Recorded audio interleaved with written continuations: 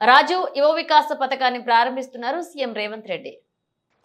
మిత్రులారా, డిసెంబర్ 3, 2023 నాడు ఫలితాలు వచ్చిన తర్వాత డిసెంబర్ 7, 2023 నాడు ఎల్బీ స్టేడియంలో ప్రమాణ స్వీకారం నిర్వహించి డిసెంబర్ 9, 2023 నాడు ఇదే ప్రాంగణంలో తెలంగాణ రాష్ట్రంలో ఉన్న సోదరీమణులకు అందరికీ కూడా ఆర్టీసీలో ఉచిత బస్సు ప్రయాణాన్ని, అదేవిధంగా పేదలకు ఆనాడు డాక్టర్ వైఎస్ రాజశేఖర రెడ్డి గారు ముఖ్యమంత్రిగా ఉన్నప్పుడు ప్రారంభించిన రాజీవ్ ఆరోగ్యశ్రీ పథకాన్ని 10 లక్షల రూపాయలు పేదల వైద్యానికి అందించే విధంగా ప్రభుత్వం ఏర్పాటు చేసిన 48 గంటల్లోనే ఈ ప్రాంగణంలో మనం ప్రారంభించుకున్నాం.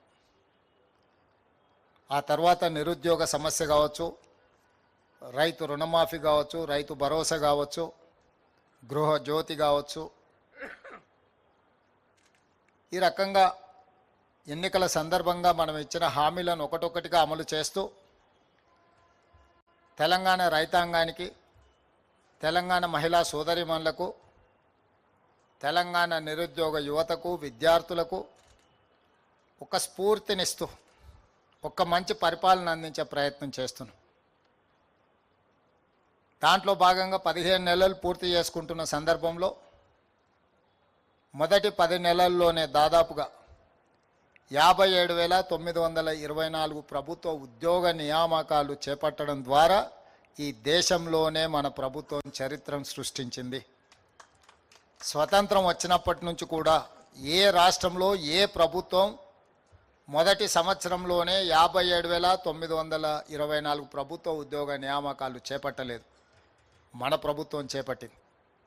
అదేవిధంగా రైతులకు 25,35,000 మంది రైతులకు 20,617 కోట్ల రూపాయల రుణమాఫీ చేయడం ద్వారా ఈ దేశ వెన్నెముకైన రైతాంగాన్ని అప్పుల ఊబిలో నుండి బయటికి తీసి ఆత్మస్థైర్యంతో నిలబడే విధంగా మనం కార్యాచరణ తీసుకొని ముందుకు వెళ్ళినాం.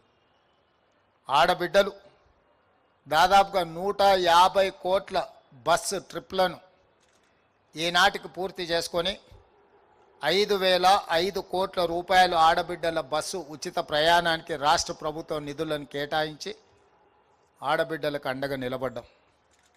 ఇదే కాకుండా దాదాపుగా 200 యూనిట్లు ఉచిత కరెంటు పేదవాళ్ళ ఇళ్లకు ఇవ్వాలని గృహజ్యోతి పథకం ద్వారా ఏదైతే హామీ ఇచ్చినామో ఈనాడు 50 లక్షల కుటుంబాలు ఈ పథకాన్ని సద్వినియోగం చేసుకుంటున్నాయి.